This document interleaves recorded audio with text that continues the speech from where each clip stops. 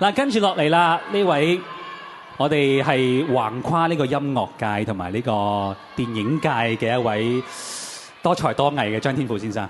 歡迎晒 MC， 歡迎 MC， 你好，亦都係咧我哋最佳視覺效果嘅頒獎嘉賓啊 ！MC 啊，你會唔會用一個好特別嘅視覺嘅一個形式去呈現你嗰段頒獎咁樣咧？就係你個樣。咦，我見你迷失咗。接啊！呢個問題。你迷失咗個樣。唔係咁，但係咧平時咧我嘅着衫都係視覺效果嚟嘅，係啊，即係盡量令到自己高啲，所以呢個都係其中一個技巧嚟嘅，我覺得。係啊。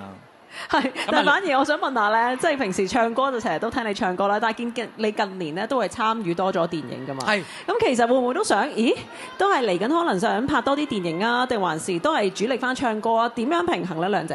嗱，其實咧，我應該會將核心仍然維持喺音樂方面嘅。咁但係當然啦，如果可以有機會可以發展到演藝界、演藝係啦電影界嘅範疇嘅嘢咧，我都無人歡迎嘅。係啊，最緊要係我要有機會啊嘛。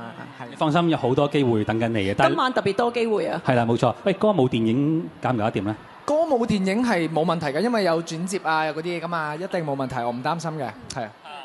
但你話特別想有機會啊！其實今晚咧就有好多亞洲電影人最一線嘅喺度，有冇邊個你最想見到？去爭取下啲機會咧？我啱啱咧又同阿劉青雲哥哥集咗遊㗎啦，咁啊呢個亦都係我暫時我好希望可以合作嘅演員嚟嘅，係啊。咁啊，繼子丹之後到青雲啊，好啊，係啊，係好期待，加油加油，好唔該晒 MC，thank you。